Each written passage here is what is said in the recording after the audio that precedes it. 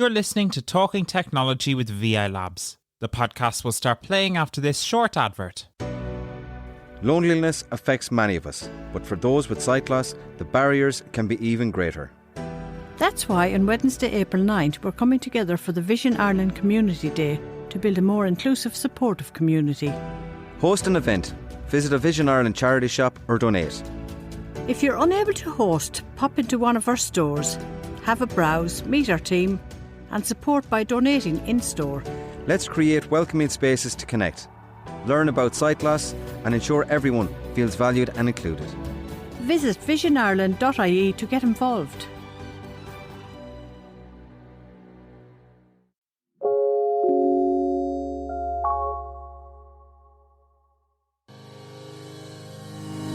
Welcome to Talking Technology with VI Labs. At VI Labs, we believe technology is the single greatest enabler for people with sight loss and all disabilities. If you're looking for the latest news and conversation on tech from a more accessible perspective, you've come to the right place.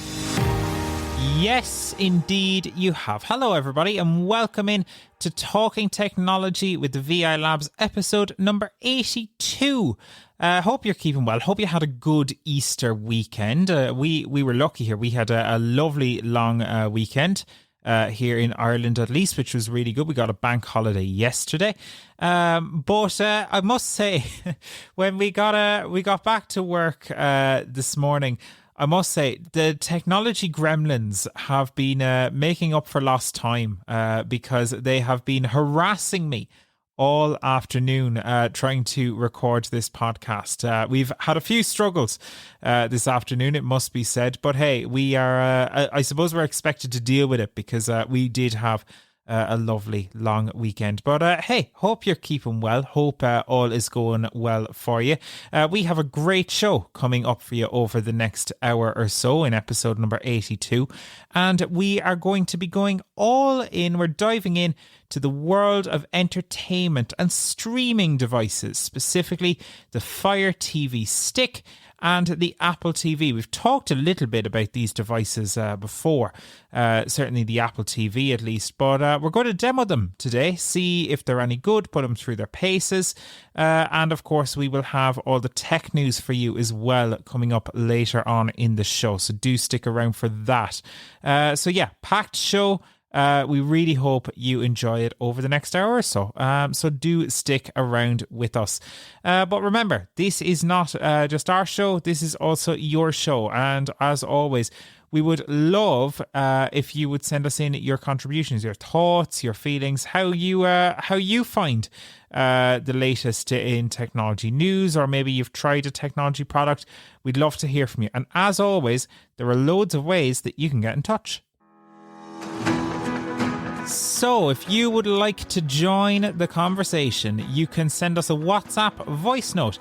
You can send that to us on WhatsApp. It's 086 199 0011. That's 086 199 0011. Or if you would like to get in touch with us by email, you could send us an email to content@vi.ie. That's content@vi.ie. Either way, whether you'd like to send us a voice note or you'd like to get in touch with us by email, we'd love to hear from you, from your technology thoughts, your opinions, anything you want to share. We'd love to hear it. So please do get in touch. And joining me to go through all of the different stuff that you sent in to us this week, I am joined once again from Kilkenny by Mr. Joe Lonigan. Joe, how are you? I'm good, David. Excellent, Joe. Are you having technology gremlins as well this afternoon, Joe? Unfortunately, yes. I think Microsoft Teams decided to work heavily over the weekend and upset everybody. But we're back on track now, thank God. Absolutely. Now, I suppose the only other thing I should ask you, did the Easter Bunny come? Oh, of course, Easter Bunny came. Brought nearly too much as usual, but we're getting through it. Good. That you can never have too much chocolate, Joe. That's the truth of it, though.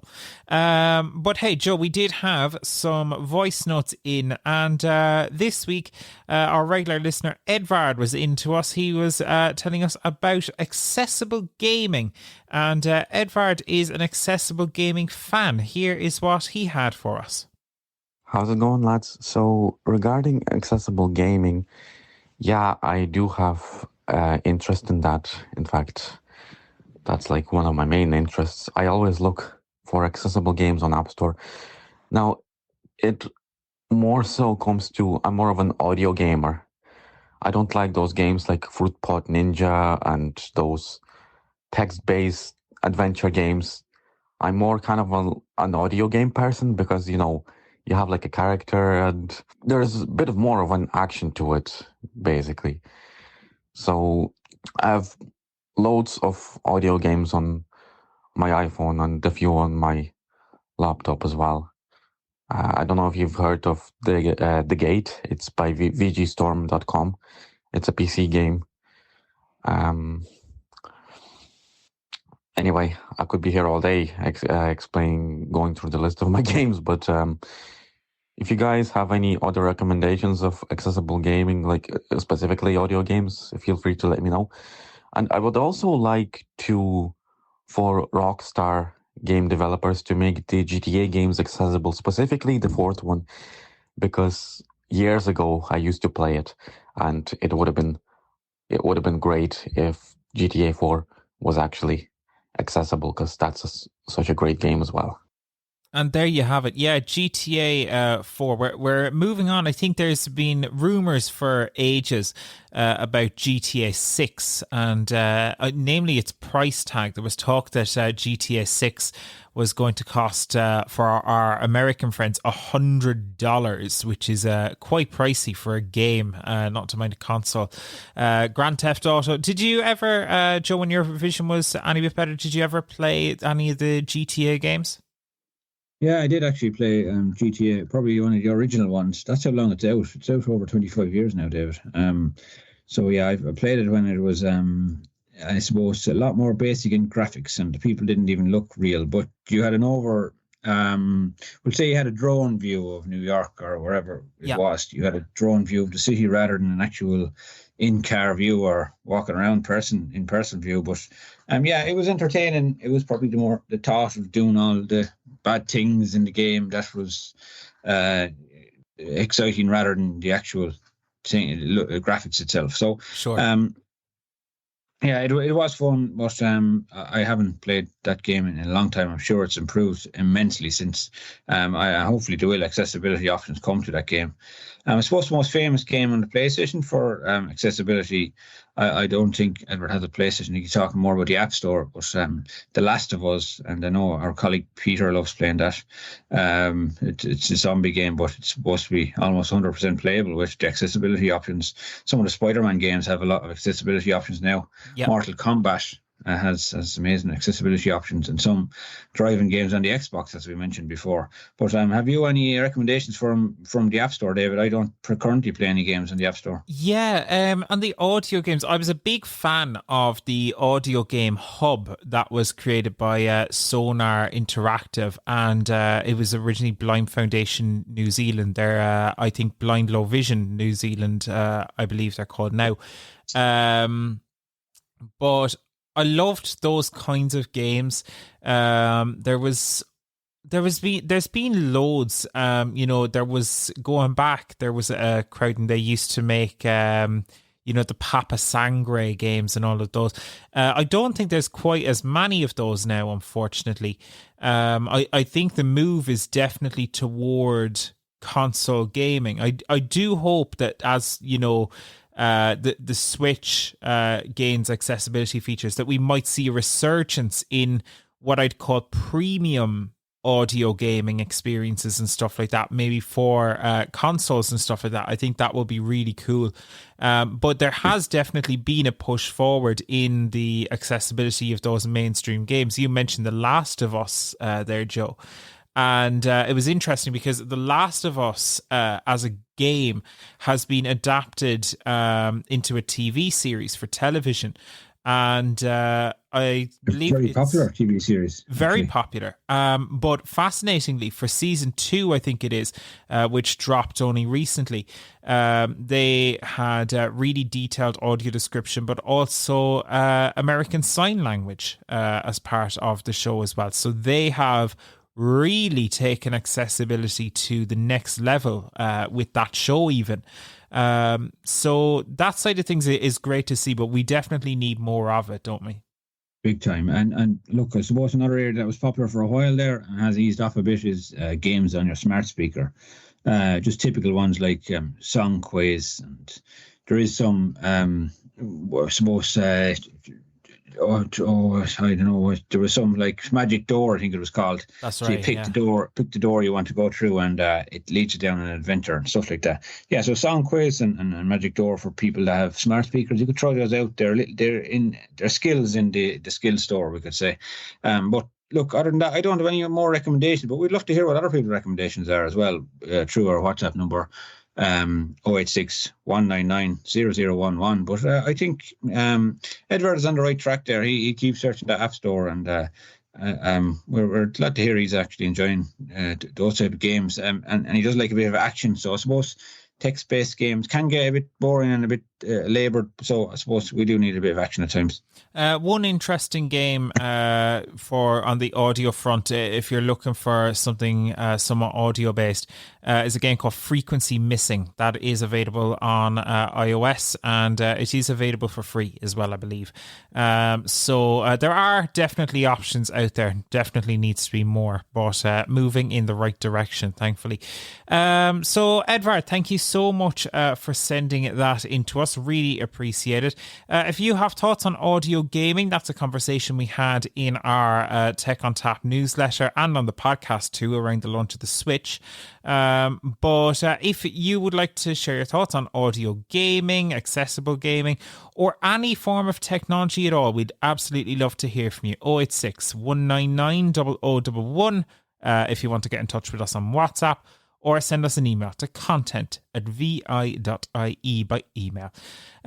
So let's move on, shall we? Streaming is the way to go now. If you want to access television, you want to watch shows, whatever you want to do online, really, or access any form of entertainment, we're streaming it. We're streaming our movies, we're streaming our music, we're streaming everything basically. And with that streaming comes devices with which we can stream to. And Joe, I suppose to start off, you've been looking at two of the most popular options on the market, namely the Apple TV and the Fire Stick. Yeah, well, these are two products that I own myself. I have an Apple TV 4K now for over a year, I suppose. Not the Christmas gone, the one before that. I think I have it since. And I also have the Fire Stick 4K. So probably one of the more basic Fire Sticks, but has all the features of any of the more advanced ones as far as I know. And it does the business, has VoiceView on it, and which is the screen reader. So that's all good. And you can download whatever apps comes from the App Store of Amazon, and like Netflix, Disney Plus, Amazon Prime, that kind of thing. Awesome stuff. I mean, it's a good setup. And these devices, crucially, Joe, they're not extortionately expensive. Look, I suppose price is almost relative, or always relative, I should say. But, compared to, some of the other devices on the market, these aren't insanely priced. No, not insanely priced, because I suppose if you had a basic flat screen TV that didn't have smart options in it, especially, you can turn your TV into a smart TV with one of these devices. Like for example, the Apple TV, you can buy as little as €169 now, which is probably a good bit more expensive than the Fire Stick. But you're getting an Apple product for that seamlessly will connect to all your other Apple products, if you know what I mean. So you can have your HomePods as speakers for that device. You can stream stuff from your iPhone. You can even use your iPhone as an Apple remote if you really wanted to. Yep. And it's probably you can stream stuff from your iPad as well. You can also use it as a smart hub for certain smart home devices in the home. I don't particularly use it for that, but that's an option too. Yeah, and it will always, even if you just have it around the house, it will often extend the range of certainly your Matter or your Thread-enabled smart home devices. So they are really good at that sort of thing. But crucially for us, they do have VoiceOver built in, Joe. So this is really valuable. And before we do go into the demo of this, is there anything of note really that it does have VoiceOver involved though? It has VoiceOver built in, and has some other accessibility options for low vision users as well, to make it easier to see. So you can turn on the zoom features and inverted text and all those good things. I suppose turning VoiceOver on and off is really easy as well, and you can turn on audio description universally as well, so it'll just be on all of your apps, you know. So I think it's a brilliant device for anyone that has I suppose wants a streaming device that has accessibility issues and cannot see the screen. You can turn on VoiceOver and it'll be a seamless process of moving from your phone to a product like this, and also to remind people we can use our voice to access it as well, which is, we mean Siri, you know. So your virtual assistant Siri can open apps and play things straight off YouTube, access your Apple Music, that kind of thing. So yeah, we can go ahead and listen to what the VoiceOver sounds like on the Apple TV. Hi guys, today I'm going to have a quick look at streaming devices on a smart TV. The two streaming devices I'll have a quick chat about are the Apple TV 4K and Fire Stick 4K. So first of all, we're going to have a listen to VoiceOver on the Apple TV. So this is from a screen reader user's perspective. So I'm going to press the right arrow on the remote control. The remote control has a D button in the middle, and it feels good in the hand. It's nice, solid remote control, not too many buttons. And I'm going to press the right arrow now. More info. Selected. Home. 2 of 6. Fitness. Row. FaceTime. App Store. Row 1. 50%. Netflix. Row 2. Settings. Row 2. Computers. Search. Compute setting. Netflix. Row. Settings. Netflix. Row 2. Column 6. So there is me going through all the apps, and I've landed on a popular one called Netflix. So I'll press on the middle of the D key, or the D pad, someone calls it. Your next watch, The Adventures of Paddington, 1 of 73, Black Work, 2 of 73. So as you can hear, it reads out the names of some of the programs, and I can press down arrow, and we'll go to the different sections in Netflix. Top Peppa Pig, 1 of 40, Black Work, 2 of 73, Peppa Pig, 1 of 40, Crap Full Swing, 1 of 75, Squid Game, 1 of Full Swing, 1 of 70, Squid Game, 1 of 7, 40% Full Swing, 1 of 75. Squid Game, 1 of 7, Friends, 1 of 7, New Pangolin, Kulu's Pop, Despicable Me 3, 1 of 74. So there you can see that it's reading out all the names and the titles of Netflix, and if I want to play one, I will press select on the D-pad. Play button, 1 of Hiding Media. This is Despicable Me. Rated U, in a rude humor, sprinkled language, sky, we soar backward violence. over Earth. Massive block layers of gold and silver orbit into view. The continents show the speckled electrified. So it's playing the audio description, which is good. The Earth eclipses the sun, and a massive word hovers front And I can pause it by pressing the pause button, which is 2 buttons down on the left underneath the D-pad. Paused. Null. Remaining. And then the button above that, then I can hopefully go back to the home screen of the Apple TV. Hiding media controls.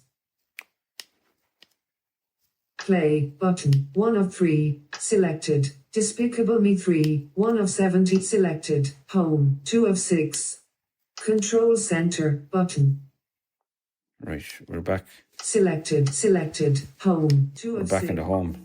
Children, There we are. Netflix, Settings, App Store, FaceTime, Fitness, Arcade, row 1, column 3, top shelf content available. That's me just arrowing around and seeing the apps again on the home screen. So now I'll open up YouTube, another popular app that we might use. Open YouTube. Full add account button. Hopefully now we have a play as a guest option here. Direct touch watch as guest. But recommended row 12 minutes views bullet 1 year ago. So now, as you can see, it is giving us all the recommended options on YouTube, on the home screen of YouTube. So if you've played different things, it will come up with an algorithm. So a 9-year-old child has been using this YouTube app, and as you can see, it'll playing a lot of Fortnite and that kind of thing. So I'm going to use the down arrow now and see what other suggestions there is. Fortnite row the star random star exotic challenge in Fortnite. TG Play Shorts row craziest ways criminals escaped prison. One of a chicken jockey, a Minecraft movie edit, vert magic chemistry, the color changing bloody bath mat. 3 of 8 or more. So I'm pressing right arrow there through the shorts, and I can read what shorts if I wanted to play any. I might press select. Peter took a dolphin home. # what is the best AR in Fortnite? 5 of 8 or more. A lot of rubbish, as you can see. Fortnite and more row goalkeepers and more row I tested 1-star football products.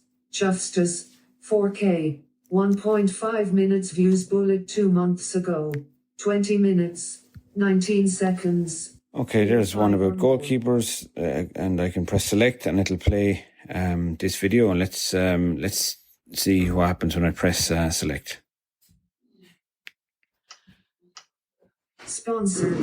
Skipping fun. You might think you know Ireland's hidden. Of course, there's an ad straight away, and I can skip it by pressing select. This is a football that rips after one kick. Shin pads that are so small, you're guaranteed to get injured. And a football training belt that's actually dangerous. These are just some of the 1-star football products that I'm going to be testing today. And I've just got to decide... Okay, I'm going to pause it by pressing the pause button. Starting with... Video progress bar 18 seconds of 20 minutes. Control center button.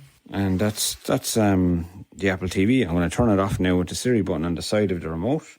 The Siri button will also open apps and do many other things. So I'm going to hold down the Siri button now and say, turn off TV. Turn off TV. And the TV has gone off. There you have it, Joe. It's a fascinating little device. We have the Apple TV at home as well. And I suppose the great thing about it is you have apps for all of your main providers. You have your YouTube, your Netflix, your RTE players, your Virgin Media players. Mixed bag when it comes to accessibility on some of those, but I mean, it is a good device, and you know, if you know VoiceOver and you're used to VoiceOver, you should be relatively at home with the Apple TV. Relatively at home, yeah. First of all, I apologise for my son's taste in YouTube. It's immaculate YouTube taste there, Joe, must be said. Everything from Peppa Pig to like random football stuff. It is immaculate. Fortnite and football and general 9-year-old rubbish, but great all the same. Yeah, so he's become, his YouTube history is becoming famous already. So I mean, it is a transition, an easy enough transition to make because you're using VoiceOver, but at the same time, as you said, there is a few apps that could do a lot better. I'll probably shame on RTE Player, for example, which we all like to use at times to access a program that everyone might be talking about or whatever. So if you want to go in and watch Love, Hate or Normal People or whatever, you will have a hard job finding it using the directional button on the Apple TV remote, mainly down to the RTE app rather than the actual remote itself. And it's very clunky and you have to press really hard on the button just to get to play certain things. And then it'll pop out of certain areas and you won't know where you are, basically. So the RTE player gets a not thumbs ideal. down for me. Yeah, it's a shame because like the infrastructure is there when the screen reader is there. Like it is possible to use it, but it's they don't make it easy. And it's a shame because they've great stuff with audio description on it. So it's a shame that when they're putting in all that work that they don't have the player quite as good as it could be, as good as some of the other options that are on the market. Exactly. They could improve, of course, with your description. But as you said, the good things that you do want to watch, it's hard to get them with the Apple TV remote. But saying that, the other apps on the Apple TV in general are very, very good. I find navigating Netflix usually is a breeze. You can skip to the different sections like continue watching, the top 10 in Ireland, British sitcoms, whatever the section may be. And once you find that section, then you just press right arrow to read through the list. And that's quite simple. And you just press select a couple of times to play it. And that's brilliant as well. So, and the pause options and accessing the settings inside the playback area is possible too. So with a bit of practice and navigation, you'll get the hang of using Netflix. And one of the best apps on it, I suppose, for navigation is Apple TV Plus. So apart from anything, it works great with the Siri button. So you can ask it to play Ted Lasso and it'll play it straight away from the most recent episode that you've had. It'll continue from there. Same with Disney Plus. That actually works very good with Siri as well. So if your kid wants to watch Bluey, you can say play Bluey on Disney Plus or play Home Alone on Disney Plus, and it'll just start to play it straight away. And that's, but the Netflix doesn't seem to always do that. Actually, maybe they don't have the same connections with Netflix or something like that. But YouTube, Disney Plus, Apple TV, they all work really well with Siri, I find. Absolutely. And if you're on Disney Plus and you're watching Bluey, you clearly have good taste. Of course. Absolutely. Immaculate taste.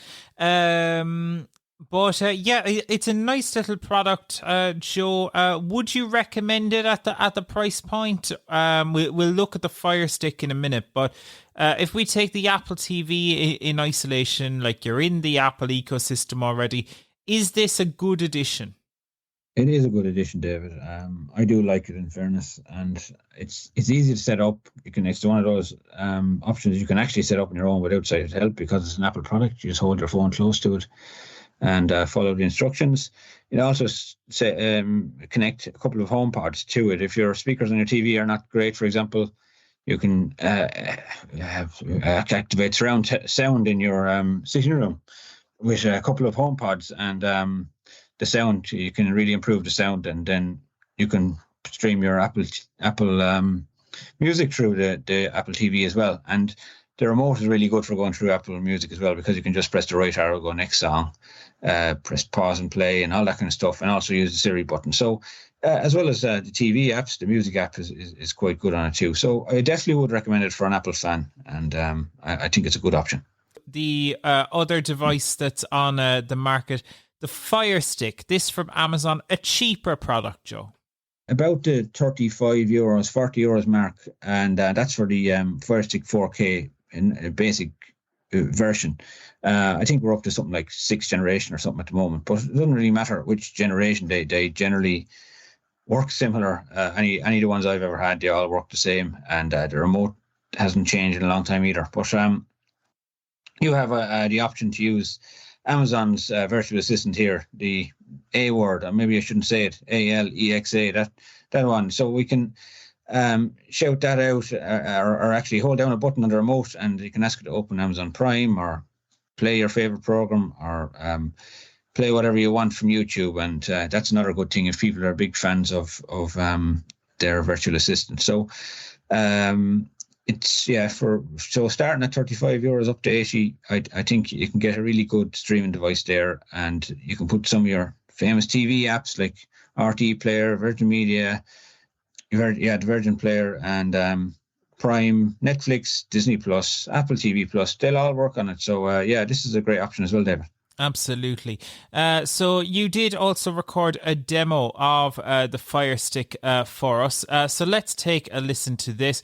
Joe started off by telling us a little bit about the Fire TV remote. The screen reader on a Fire Stick 4K is called VoiceView. And I'm going to turn it on now by pressing the home key in the Fire Stick remote. And the remotes are kind of similar. It's just the Apple TV one is probably more expensive and better feel from it. This is more plasticky, whereas the Apple TV remote is nice and shiny and it's metal. So I'm pressing the home key now. Smart Hub, 3 items, discover, Children, item 1 of 3. 2. HDMI 3, Apple TV, 2216 Monday the 21st Play of button. April. HDMI 2, Amazon Fire TV Stick, 2216 Monday the 21st of April. It takes a little while to load up. My stuff, selected, 4 of 12. As you can see, VoiceView sounds a lot different, but it's still a nice clear voice.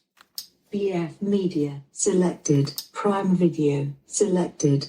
Now I'm pressing right arrow to go through my apps. So there's Prime Video, Netflix, Amazon Music for YouTube, selected. 9 Amazon App Store, selected. 10 of more apps, press select to view all of your apps and channels, 11 of 12. As you can see, you have hints as well. So it said press select. So I can press the select button on the remote and it'll open more apps. So we'll go back to Amazon Music, Netflix. Netflix, selected. and there's 7 YouTube. YouTube, selected, 9 of 12. So I'll select into YouTube. Add account, button. And we'll hopefully have an option as guest here as well. Try it. Watch as guest, button. There we are. The exact same as the Apple TV. Recommended, row. It's for women car insurance limited time bonus perk, sponsor. Shorts.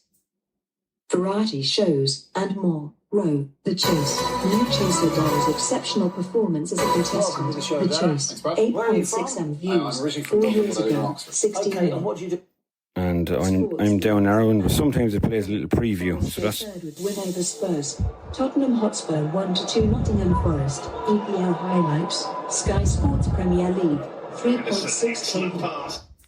Tourist destinations and more. Row. 12 most beautiful places to visit in Croatia 2025. Top Croatia beaches, lifestyle, vacations, and more. Row. The ultimate guide to Disney Cruise Line and Carnival Firenze, Portland/Weymouth, 2023 Disney Dream British Isles Disney Cruise Norwegian Fjords, day by day, no narration, John J. So that's enough of that. I'm going to press the home key now to bring you back to the home screen. 49 minutes. Home, selected, 3 of 12. So there you go. There's Use left and right to move between items. there's what VoiceView sounds like. Content. And now Press down to explore more categories and contents. I'm going to press the right arrow and hopefully we can get to Netflix. My stuff, BF Prime Video, Netflix. There we are. Selected, 7 of 12. I'm going to press select to go into Netflix. Netflix. And now I'm going to press down arrow so you can bring me to different sections. In the sitcoms row, 75 titles in this row. Friends. This hit sitcom follows the merry misadventures of 6 20-something pals as they navigate the pitfalls of work, life and love in 1990s Manhattan. One of the most rewatched programs by members. 2003. Comedy. Rated 12. I'll press right arrow to go to the next one. Subtitle. The Big Bang Theory. Young Sheldon. Sam and Cat. Benidorm. This long-running comedy series I'll go down to the next section. Vacationers in the Crowd Pleasers row. 70. In the We Think You'll Love These row. In the Continue Watching for Joe row. 7 titles in this row. The Walk-In. Episode. 0 Day. Limited series episode. Missing You. Toxic Town. Yellowstone. Season 1 Episode 1. 1 hour and 29 minutes remaining. So as you can see, it's very good for reading what's on Netflix, reading all the different programs and series. And then to play one, you just press the select key, which is in the middle of the D directional button. On the details screen for Yellowstone, HD 5.1. Daybreak. Playing.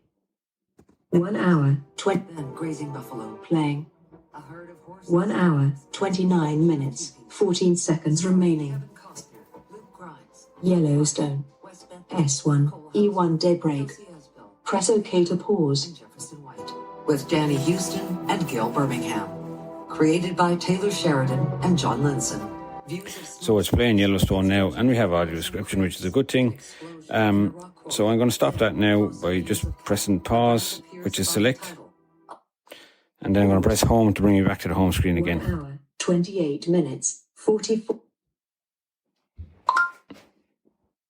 Home. Selected. Now, I'm back on home, but as you can see, the Fire Stick is a lot slower than the Apple TV, but it's still a great device. To move 22. 32. And I can turn it off with my voice as well by using the Alexa button. So I'm going to hold that in and say turn off TV. Turn off the TV. And the TV's gone off. So as you can see, there's an example of the VoiceView on Fire Stick and previously VoiceOver on the Apple TV. So that's two streaming devices from a screen reader perspective. And there you have it. You know, it's interesting, and I think it's important to note that we did have to edit that down for time. But I guess the Fire Stick, Joe, isn't quite as fast. It's definitely not as snappy as the Apple TV is. No, it's definitely not as snappy as the Apple TV. It probably doesn't have as much, I suppose, processor power in. But that's understandable. It is smaller. It's more of a stick than a set-top box. Yeah. So the Apple TV is more of a little set-top box, whereas this thing plugs into the side through kind of a wired process, but it looks like more of a stick in your hand, if you know what I mean. Yes. Or a memory stick, we'll say. That's what it feels like, a large memory stick. But it's a bit more than a large memory stick, as you can see. And I think it does a good job for its price range. Like, it's basically, in some quarters, it's probably 20% of the price of the Apple TV, you know what I mean? So it's only 35, 40 euros, where the Apple TV starts at 169, you know. So, but for people that are not in the Apple ecosystem, or even just for anyone that wants a Fire Stick or a streaming device, I think the Apple TV is a great product. Really is a good product. Yeah. And, you know, it's interesting. I actually just, as listening, I don't have the Fire Stick at home. We don't have one. But just listening to your demo there, I really like the screen reader, actually. I think it's quite a nice screen reader, and the hints are really, really good. They're simple, but they're almost less overwhelming than, than the Apple TV's ones. Like, even when you went into Yellowstone there on Netflix, it told you, you're now on the info screen for Yellowstone. I really like the way they've done that, actually. And maybe it's clunky for some people, but I do like what they've done there.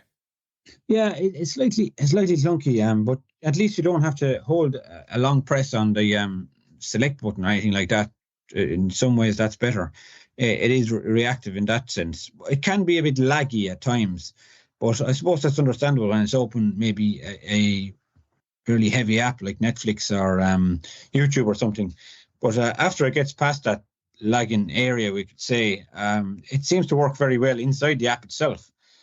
Sometimes you press home, it lags a little bit. It takes its time to go back to the home screen. But in general, I find it good. I get used to that. I know what I'm using, you see, and I'm aware that it's going to be a bit laggy, so I'm prepared for it. Yeah. And as well as that, if you're really stuck, then you do have the option to use the Alexa button, and I suppose use the Alexa button to open apps, or you can even say play your favorite artist on YouTube or whatever it might be. As you can see, that that YouTube was used more by myself. We were looking up holidays and not Fortnite, David. So it's true. Yeah, you know, I'd take your YouTube. Clearly, a fan of the chase there. You're a big Bradley Walsh fan, Joe. Yeah, well, I like to chase occasionally. Yeah, well, that particular one was recommended. Now I'm not sure why that algorithm come up. I don't remember ever looking up chase. I think that video has been recommended to everyone. I've definitely seen it on my feeds. I think it assumes you're Irish. You obviously love Dara Ennis. So. Yeah, that's the thing. I think because I haven't been using that YouTube an awful lot, and it's after recognising, I'm Irish. I think you're thinking down the same line as yourself. I might have watched a couple of Who Wants to Be a Millionaire videos or something like that. I think that's what happened. There you go. So, Joe, I suppose final thoughts. I suppose the handy thing about these devices is if you do have a kind of a bog standard telly, this is a great way to make them smart without the hefty price tag that can come with a whole new telly. Well, of course, it is good to have a whole new telly anyway, I suppose. But apart from that, these streaming devices, UI or their OS inside these streaming devices is actually better than most smart TVs. I find the smart TVs themselves a little bit clunky to get around, and some of the apps you do download on the smart TVs, like again, we'll pick RT Player as one. It works okay, but there might be no voice feedback at all on some smart TVs. Whereas on this, at least you get some voice feedback, whether it's through VoiceView or VoiceOver, whichever one you're choosing. At least you do get an effort of voice feedback. And some smart TVs, you'll have all the access to the voice outside of some of the apps, and then certain apps you go inside you won't. So just because you pay €2,000 for a new TV doesn't mean that the interface inside will be 100% accessible. Whereas, I find that these are 90% accessible. There might be a few glitches here and there, but it can be a lot better than some of the smart TVs out there. This will take over your smart TV, of course, and once you turn it on, and it'll use its own operating system. But I think they're a great device for anyone that wants to get into that streaming market and have it accessible to them. And I suppose the apps out there and the content out there now is amazing, and the amount of audio description on content is especially amazing on the likes of even Disney Plus. I don't know if there's anything on Disney Plus that doesn't have audio description. There's lots of stuff for older people on Disney Plus, not just for kids, and same with Apple TV. Another place where the audio description is famous. It's just really, really good. So Netflix, it's not bad for audio description, but there has been a few popular programs now that I've seen lately that didn't include it. You can never rely on it. Like I wanted to watch a show over the weekend. I think it was called like Years and Years or something like this. It was recommended to me, and I went in and it didn't have audio description. And I think like a lot of their like big budget originals, like the likes of your Adolescence, those kind of shows that have been, I suppose, big talking points, those do tend to have descriptions generally, but there are, I suppose, other bits then that just don't. It's not reliable, not as reliable certainly as the likes of, say, Apple TV Plus, unfortunately. No. Maybe it's the team behind the company. Maybe there's more of an accessibility team or more drive behind accessibility or audio description in certain areas. So I think that could be the problem with RT as well. We have to keep on top of these people, and hopefully we'll all get it right someday, or this EU Accessibility Act might help us down the line. But yeah, I think as we're going back to the devices themselves, I think two great devices. I love them. The remotes are easy to get used to. The setup isn't bad either on either device, and whether you're doing it on your own or you're getting help with a sighted assistance, I think most people would manage it. And with the help of the virtual assistant built in on both devices as well, it's really good. And I'll mention one more device that I know is accessible and is quite good. I don't have one anymore, but I did have one. It was the Google TV. So that's another one for people to consider. So you have a few options there, David, and I think definitely get into the game and make your TV more accessible. These are a great device. Super stuff. Joe, thank you so much for those demos and really appreciate it. Some really interesting devices, and we'd love if people have experience with other devices. Maybe you've tried a Roku or something that we haven't tested. Hey, we'd love to hear from you. Send us a WhatsApp voice note, 086 199 0011. That's the WhatsApp number that you need. Or you can send us an email to content@vi.ie. We have news coming up in just a second. But before that, a reminder that VI Labs is always doing a variety of different training courses. And soon we're going to be launching our all new tech clinics. We'll have loads of details all about that on our website. If you want to go online to www.vi.ie, there you can go to the upcoming events section, and you will find loads of details about some of our upcoming courses and our brand new tech clinics, where you will be able to get your problems hopefully solved by us. So if you want more details on all of that, go to the website vi.ie and just check out the upcoming events section. But for now, though, it's time for the Newark. It's Talking Technology News time. This is Talking Technology News.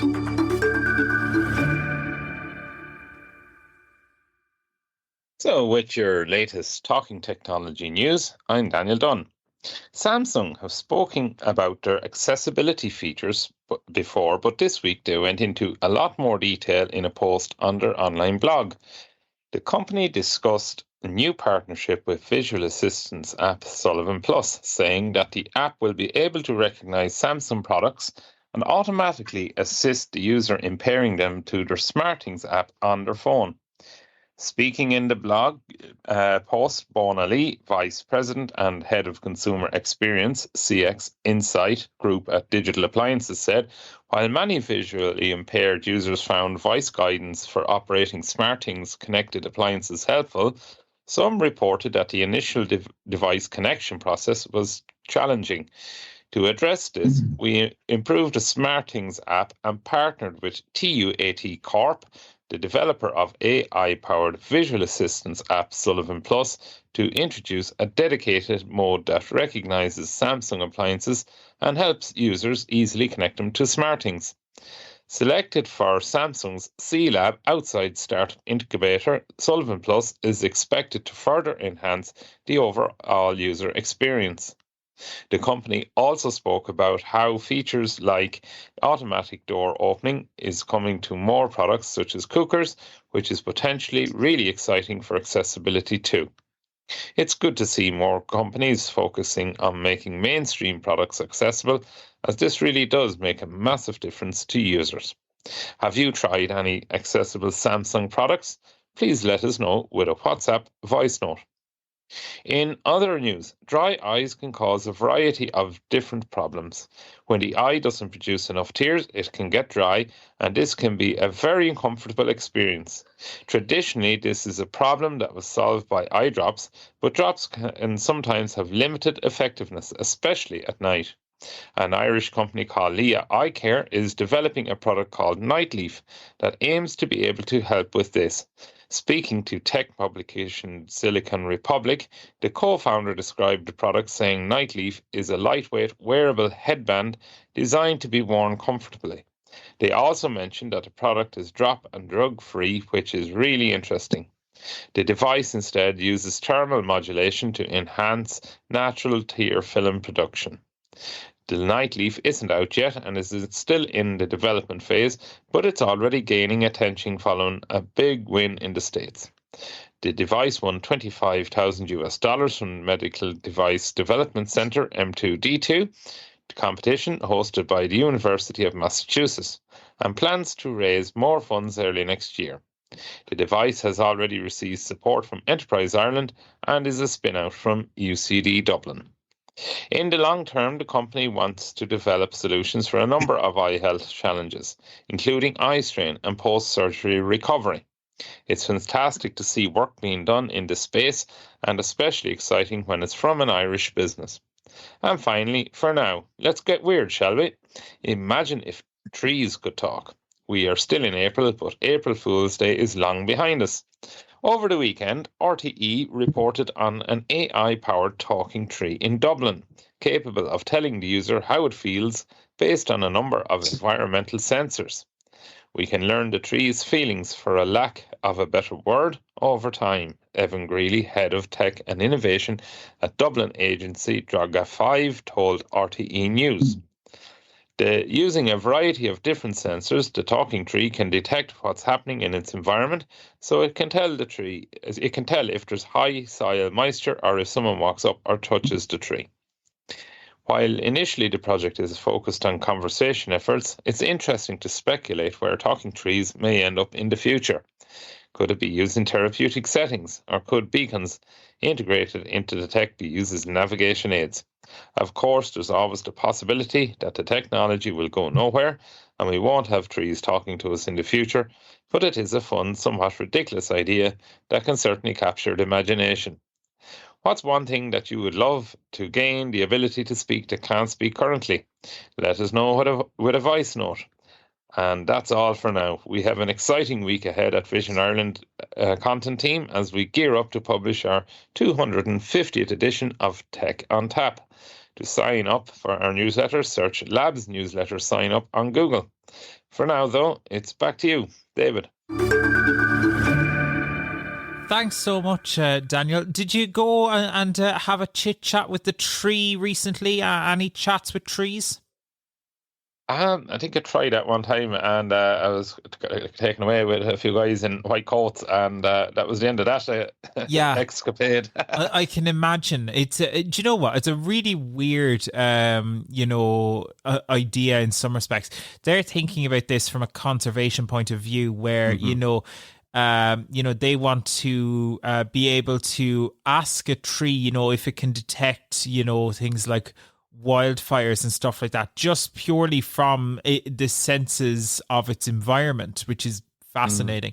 But there is probably in time some therapeutic, and I'm thinking ahead and I'm speculating here, but there is probably some therapeutic aspects to this in time that we could get to. It wouldn't surprise me, Yeah, look, it's often things take off from kind of wacky or weird ideas, and yes, you do get somewhere. So yeah, kind of watch this space. You never know what could come from it. Absolutely. Joe, you want to come in there as well? Yeah, I think I agree with you, David. We could be going down that direction. I suppose if they're putting sensors and different things in trees that add AI, maybe it might work in a mobility sense down the line. Could have enough information for us that is this tree supposed to talk back to us? Maybe you could ask it questions. And yeah, exactly. Where am I, or how do I get to the next place, or whatever might happen. There could be even benefits in that direction. But I haven't been talking to any trees lately either. There is a talking tree, believe it or not, in New Park Hotel, and that tells you stories in Kilkenny. And it's in the fairy garden, so I think that's where talking trees might belong right now. Is in these fairy gardens, but yeah, it is funny when you think about it. Some fella just comes up to you asking for directions, and you can say, "Oh, I don't know myself, but have a chat with the tree over there, and it might be able to tell you." That's the way it's going. Yeah, I think amazing. People have seen me talking to mirrors and mannequins, but not to a tree yet. So. Hopefully I won't get caught. There's a first time for everything, Joe. First time for everything. I do want to chat to you as well there, Joe, about that whole interesting story around Samsung. Samsung rolling out some new features in a new partnership with Sullivan Plus. I hadn't actually used Sullivan Plus a whole lot before this. I don't know if you had, Joe, but what's your experience been like? Because you've discussed having Samsung products on the podcast before. I have connected a lot of smart home devices in the past, and they're notoriously difficult to start setting up, if you know what I mean. Once they're set up, they're brilliant. You can get access to all the features on the device itself. But to independently set up a smart home device, I haven't done it very successfully. I've nearly always needed sighted help. I suppose it's the fact that you have to press a certain button to get started, and then you have to go into the Wi-Fi to connect it to the Wi-Fi and leave the app and go back into the app. And there's a lot of hoops to jump through. I just wish it was as easy as holding your iPhone up to something, a little pop-up appears, and then raw connected. A little bit like the Apple stuff, you know what I mean? If they could make more connections with the Apple chips or even the Android or Samsung chipset or the tags, maybe more connections in that department, I think we'll be on to a winner. And it's great to see Sullivan AI getting into this space, but I think they even need to get bigger than that. You know what I mean? Get more mainstream than that. Yeah. So, that's a good start. And they've recognized how difficult it is. I read an article as well that about that particular blog about this, and there's a lot of innovations coming from Samsung, like automatic door opening, and their washing machine is becoming more. This is from their bespoke range, they call it. Their washing machine is becoming more accessible because the font is going to be bigger on it. The most used washes will appear at the top of the list, for example.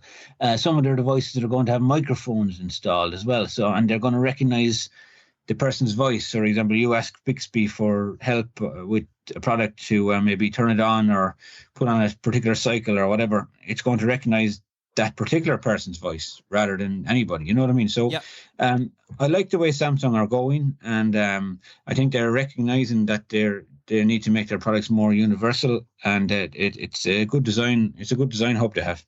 Absolutely.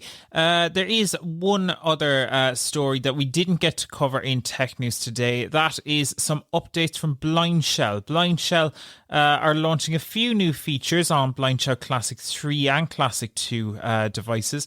On Classic 2 and Classic 3, they are rolling out a new RSS reader, which is an easy way that you can get the latest news. For those of us in Ireland, we can add both the journal.ie and the 42 to the app there, to the RSS reader. So if you want to get your sport and your news from the journal, you can do that. Hopefully, we'll have to ask them. Maybe they'll add Tech on Tap as one of the potential options. We'll have to ask about that. Anyway, Blindshell, if you're listening, you know what to do. But also, they have rolled out for Blindshell Classic 3 users a new feature called Observa. So Observa is basically, it's kind of like Be My AI, really, but it's integrated directly into the phone. So you will be able to take a photo, get descriptions of it. It's integrated into the Blindshell camera app, and lots of stuff like that. We will be playing around with those features, and we will have more details on those features in the future. These are new enough developments. We've only heard about these very recently, and they're only starting to roll out today. So that is something of note. But for you Blindshell users out there, hey, go and check for updates and check for new apps in the Blindshell app catalogue there, because there is lots of interesting stuff. But for now, I guess that's us done. That is another episode of Talking Technology with VI Labs. Thank you so much for listening. I know things have sounded slightly different today. As I said, we've had a few technical hiccups, but hey, that is, I suppose we can't get everything right all of the time, unfortunately. That's just the way these things go. We work with technology, and you know what they say, never work with kids, animals, or technology. I think that's how the phrase goes anyway. But hey, that's us for now. Do sign up for Tech on Tap. We will have our 250th edition of Tech on Tap later this week. And be sure that if you do want to get in touch with us, that you send us a message either on WhatsApp or by email. You can send us a WhatsApp on 086 199 0011, or you can send us an email to content@vi.ie. But for now, thank you so much for listening. We have been VI Labs. Thank you, and we shall see you again for another episode of Talking Technology in 2 weeks' time. Bye now. Thanks for listening to the Talking Technology podcast with VI Labs. If you'd like to support our show, please visit vi.ie/donate. Talking Technology is proudly sponsored by IA Labs, the market leader in digital accessibility services. IA Labs, digital inclusion, your legal obligation.